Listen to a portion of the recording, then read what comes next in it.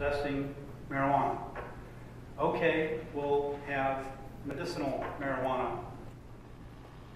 Okay, we'll have drug courts. We won't put people in jail, we'll put them in a drug court. The difference between decriminalization and legalization is simple. If you decriminalize it, the illegal drug dealer is still in the community. You're still buying his drugs where he procures it from, sprayed with whatever it's sprayed with, tainted with whatever it's tainted with. They're still in the community because, as I stated earlier, 34 million people in the last 30 days have tried an illegal substance. So they will continue to try to nourish that use, abuse, and addiction factor that they all have. Legalization means regulating it, managing it like alcohol. As you saw in one of the previous slides, alcohol is extremely dangerous. So is tobacco. The two top killers of people in the United States. But it's accepted, it's managed, it's legalized, it's regulated. When you buy a bottle of vodka, you know that it's not cut with something bad. You know that there's not botulism in that bottle. It wasn't manufactured in a bathtub. You know the purity of it. And that's so because we have very tight regulations over it. We suggest remove the profit motive, manage it, regulate it in the very same way. Because you either support an illegal drug dealer or you support a system of legalization. It's important that everybody here understand that I do not. Law Enforcement Against Prohibition does not advocate the use of any mind-altering substance. I will tell you that because we are advocates of legalization, it attracts a wide variety of colorful people. But we are not of the position that anybody should use any mind-altering substance at all. We just don't believe that somebody who simply uses or possesses these drugs is a criminal. We would like to take the approach that this is a health problem and not a crime problem. Let's not let the criminal justice system take care of this issue. Let's save a whole bunch of money, save a whole bunch of lives, and help educate people. We'd have to end prohibition in order to do this. We'd legalize all drugs. Drugs like marijuana, drugs like cocaine, drugs like heroin. That sounds pretty radical. We're not making it up. Switzerland has done this many years ago. Switzerland took the position that this is a health problem, it's not a crime problem. We as a country, they said, are going to refuse to prosecute people who have health problems. And so if you're a heroin addict and you go to your doctor, they give you a physical, determine you're a heroin addict, they give you a prescription for a government-produced pharmaceutical-grade heroin and a clean needle with a schedule for when you can come back and get your fix. Because it's a clean needle, because it's a known value, they have not had an overdose death since 1996 when they started this program. AIDS is virtually non-existent. It's dropped off the chart. So has hepatitis because there are clean needles. And you say they give it to them? Yes, it's very cheap. On the street, there's a $6,000 markup of whatever drug of choice you have, at least a 6,000% markup. By not putting these people in jail, by not ruining lives, we reduce harms significantly in the community, and the cost comparison of doing this is significant in terms of savings. So the government would produce, regulate, and tax those drugs just like we do alcohol. Let each state determine how they're going to distribute the drug sales. That's what we do with alcohol. In Massachusetts, you can own your own store. In New Hampshire, the state government is the largest drug dealer because they are the ones that control the alcohol, which is a drug, and a harmful one at that.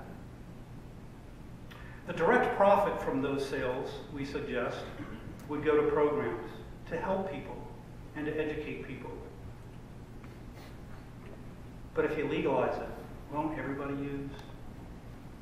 We went into an alcohol prohibition period from 1920 to 1933. It was called the Great Failed Experiment. People thought that alcohol was bad, it was hurting people. They made it illegal with the 18th Amendment. 13 years later, they realized that this was not working. When you looked at the statistics, gangs became rampant, crime became rampant. Homicide rates during that period peaked, just during that period. Al Capone at the time was the wealthiest man on planet Earth at 34 years old. But people were dying when they drank it. Some of it was polluted with antifreeze to help speed the process along. A lot of it had bacteria and botulism. It wasn't good. They realized after 13 years we have to pass the 21st Amendment and turn this around. They thought, gee, won't everybody drink? Won't everybody become an alcoholic? A lot of people do, but it doesn't exceed 1.3%. The Zogby poll says 99% of the people they surveyed said, hey, if heroin were legalized, would you shoot up tomorrow? No. Some people estimate there might be a spike initially in marijuana use, but that would probably go away. We say that because when you look at the statistics of marijuana use, the lifetime prevalence is 15%. People use it when they're younger, they don't use it so much when they're older, for whatever reason. Every country in the world where prohibition has been eased, marijuana use among its use declines. It's just over 20% in Holland. In the United States, it's over 40%.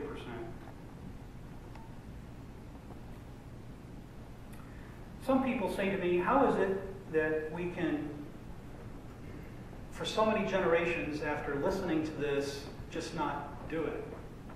Why is it so difficult? Alcohol prohibition wasn't difficult, and it wasn't difficult for this reason. A generation went into prohibition, and 13 years later, the same cops, the same judges, the same parents, the same people came out of it.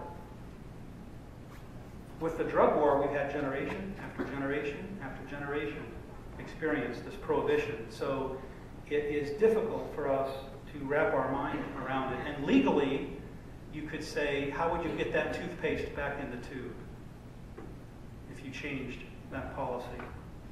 Legalization keeps it out of the hands of children. Because right now, if you're 12 years old, 13 years old, and you want to buy some dope, somebody in this town will sell it to you. They don't care who you are. They just care that you have money. And maybe if it's your first time, they won't even charge you the first couple times. You don't know what's in it. You don't know how powerful it is. You don't know if that needle is clean or used. And they experience that pressure to at least try it. So legalization means that we care about our children and we want to keep it out of their hands. The United States has the toughest enforcement laws in the world. We're also the country with the highest propensity for use, abuse, and addiction. Studies have shown repeatedly that increased enforcement does not deter crime or drug abuse. As I said with the example on the rainforests, we call that the balloon effect. If you put law enforcement resources on a particular area, it's like a balloon. You squeeze the balloon and it comes out over here. If you squeeze that, it comes out over here. It goes to another place. Jerry Cameron, one of the founders of LEAP, down in Jacksonville, Florida, said he was successful in the early years running the drug gang out of his town back in the 70s, and he said by the time the 80s rolled around, they had a different gang, more vicious, more powerful, and he said we wanted our old gang members back. and easier to deal with. Prohibition equals gangs, which equals violence. The Drug Enforcement Agency confirms that the majority of gang violence in the United States is over illegal drug marketplace disputes. That's why they feud and kill one another. When you look at the percentage of increase in federal prisons, this is not state prisons now or local jails, this is a state prison. You can see in yellow non-drug offenders in the federal system, and the red bars are drug offenders in the federal system. And you can see that the increase is astronomical. It's gone up by an astounding 2,500%. So in the United States, who uses and sells drugs? We know very plainly and specifically that white people do. White people make up 72% of all drug users in the United States. Blacks account for 13.5%. South Africa in 1993, under apartheid, which was probably the most racist regime we know of, they incarcerated an astounding 851 blacks per 100,000 population. In the United States in 2004, because of drug laws, we incarcerated over 4,919 per 100,000. Today, I'm sad to report that number is over 5,200 per 100,000. Yet 13% of them are the users of drugs in our culture. There's a significant racial gap that the criminal justice system cannot deny, which has to suggest that there's some discrimination at play and perhaps some institutionalized racism. If you look at the past drug users per 100 citizens, since 1970, or in this case here, 76, you can see that constant line. And here is the spending per 100 citizens for the same time period of federal dollars.